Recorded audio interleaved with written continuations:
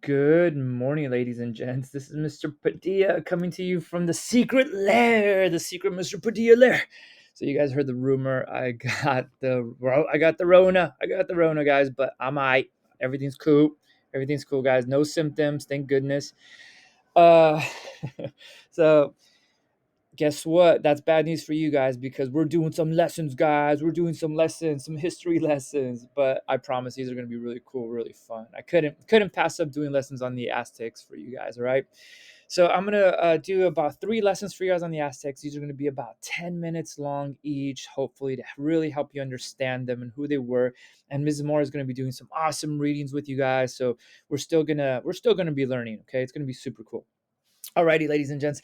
First things first, let's go ahead and get started. The Aztecs or the Mexica people. The first thing that you should know is that the Aztecs was not the original name of these people. The original name of the people of these people was the Mexica. The Aztecs was a name that was just later given to them by an archaeologist.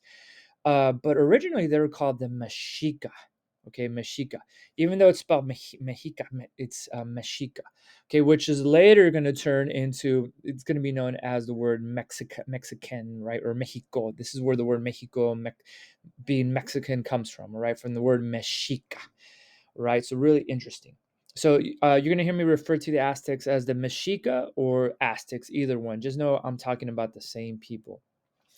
All right, so let's talk about where the Mexica originate from, okay? Because believe it or not, they do not originate from what we think of Mexico today. The Mexica people originate from this part of the United States, the South, the West, which is like current day Texas, New Mexico, Arizona, California-ish part. Okay, they came from this region, or we're pretty sure we kind of have an idea that they came from this region. Okay, originally they were a nomadic people. So what that means is that they didn't really have a permanent settlement. As many of the indigenous tribes of this area, they did not have permanent homes. They were nomadic because they would follow the herds. They would hunt the herds of whatever animals they were after, right? Usually like buffalo or whatever other animals they were hunting after, right? They would set up maybe temporary settlements, but then they would kind of keep going, trying to find better sources of food. Okay. So this is where they originally come from, and then they're going to eventually make it down into the Valley of Mexico. Now, how they make it down into this Valley of Mexico is a really interesting story. It's in fact a myth that Ms. Zamora is going to take a look at with you. And it starts with this god of war. So this is going to give you an idea of what kind of a little bit of the mentality of the Mexica people or the Aztecs. It starts with this god of war named Huitzlilipochtli. Right? Say it with me, guys. Huitzlilipochtli. Very tricky name, right? The language of the Aztecs was Nahuatl. Okay, it's very. There's a lot of Nahuatl words that we in Spanish. In fact, 30%, 40% of Spanish has of words have Nahuatl in them. Okay, or the Aztec language in them. Words that we recognize today, like if you speak Spanish. So words like cacahuate, right, which is peanut, jitomate, which is tomato, right? These are chocolate, which are which is chocolate, right? These are all words that come from the Nahuatl language, aguacate or avocado. All right, so this language is a language that to this day is still practiced. It's many people still speak it in Mexico, and it's embedded itself into the Spanish language, the Spanish spoken in Mexico. Right, so the story begins with this god of war, Huitzlilipochtli. And according to the myth, some about 1,000 years ago, in about the year 1200 AD, Huitzlilipochtli tells the Mexica people to leave their home because they weren't really happy there. They weren't really thriving there. And he tells them to go south, to go searching for a new home. And that they should build their home when they see the image of an eagle perched on a cactus with a serpent in its mouth. Okay, now that sounds familiar to you. Okay, what they were talking about was this image right here in the middle of this picture right here. Okay, this should be familiar to many of you guys because this is exactly the image that we see in the center of the flag of Mexico. Okay, so Mexico, the nation of Mexico, pays tribute to their past, to their history, their rich history with the Mexica people or the Aztecs by putting this image in the middle of their flag. Okay, now this image is a little controversial. There's a little bit of mystery behind it because originally people, archaeologists, maybe thought it was the eagle that was killing the snake. It kind of looks like it's killing the snake in this picture, right? But we're not really sure that that's the case.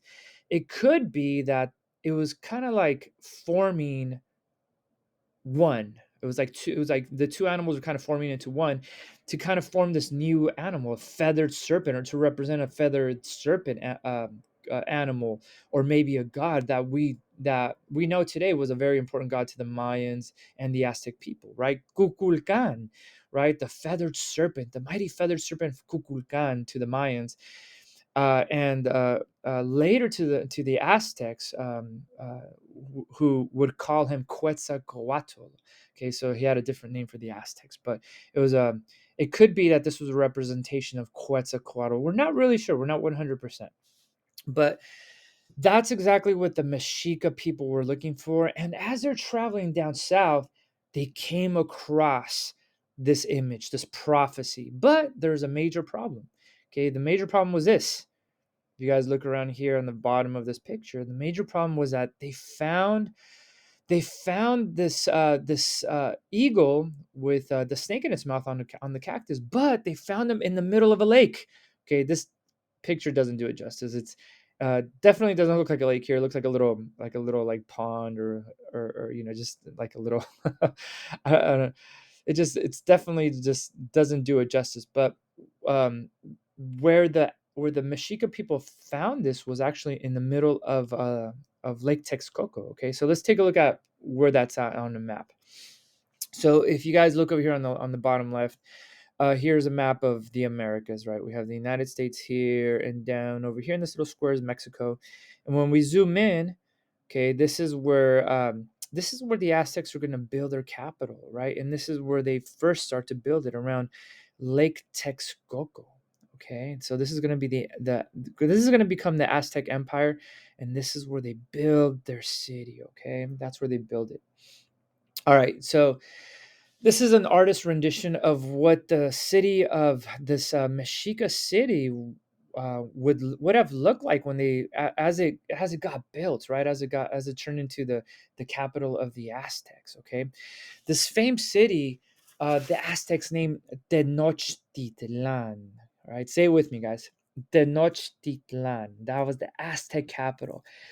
Tenochtitlan is going to grow to be one of the biggest cities of its time, if not the biggest. Okay, we're going to come back to Tenochtitlan a little bit later in our lessons, but um, Tenochtitlan is a really, really interesting city because, because it was built on a lake, but today Mexico City is actually built on the ruins of Tenochtitlan. So if you guys go to Mexico City, and it's really interesting, Mexico City's to this day is sinking a little by little because it was built on a lake. Okay, so many buildings in Mexico City that are tilting a little bit or that are sinking a little bit because it was built on this marshy land. But that's exactly where the Aztecs decided to, or the Mexica people decided to build their capital. Okay, now I told you guys the myth, but we're going to kind of talk a little bit about the reality now, okay, of why they probably built here. What probably happened is this, okay? What probably happened is that as the Aztecs or the Mexica people wandered into this valley of Mexico, right, which was a very favorable place to live, they realized that there's a lot of people already living here. They weren't the only people here. There's other tribes living in these parts that were probably a little bit more favorable, that were a little bit easier to live on. So that left the Mexica people with little options of where to build their home. They were kind of forced to build on on this lake, on this marshy lands. They didn't really have too much of an option. They had to kind of take what was left over, okay? And that's what happened. That's where they decided to build their home. But they adapted, and they did a very good job adapting, okay? Okay, so let's go ahead and write down some notes for what we've learned so far.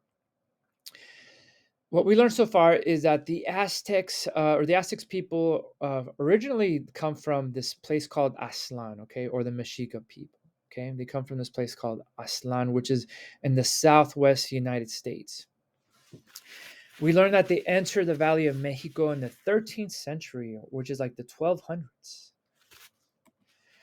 And here's another interesting thing I didn't mention, okay, but when the Aztecs arrive in Mexico City, they were looked down upon by the neighbors, by the other people already living there.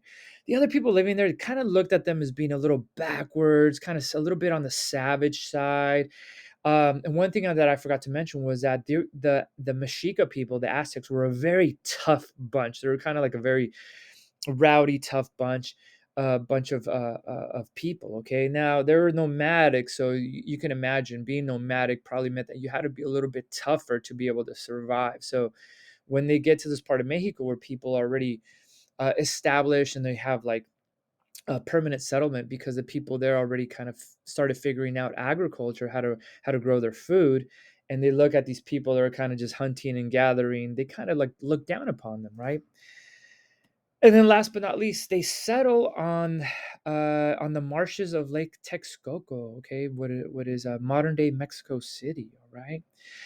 All right, so that is going to be our notes for right now. So go ahead and pause the video, write down your notes, guys. Okay, and this would be kind of what that city would look like again, an artist rendition of what Lake Texcoco probably looked like, or Tenochtitlan looked like as it was being built on Lake Texcoco. Okay, and then this is going to be our last bit of notes, guys. Okay, and this is the city of Tenochtitlan, how what it was like to live there for the Aztecs people. Okay, and this is going to be our last three set of notes.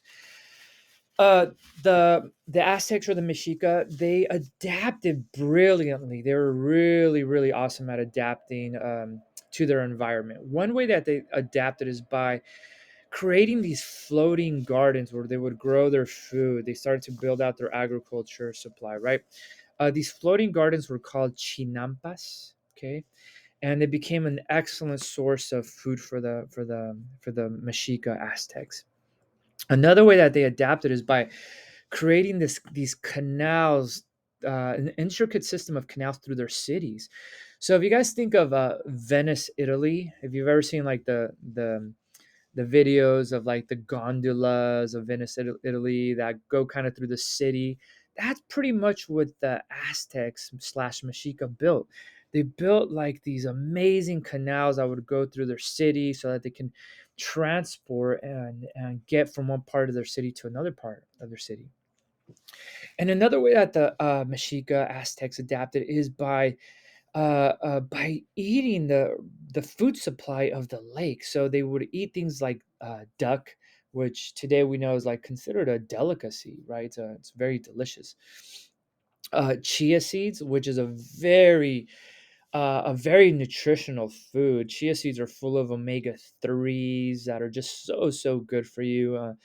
They kind of recently came back into fashion, like in diets and stuff. So many of your parents might drink drinks that have chia in them. And algae. Okay, algae is another very nutritional food full of omega 3s. So the Aztecs did a brilliant job at adapting on living on Lake Texcoco by eating these food supplies. Okay. All right, guys, that concludes our lesson for today. This first part of a couple lessons. And the next lesson, we are going to be looking at the Aztec Empire and how they expanded. All right. Great job, guys. Awesome job. Stay tuned.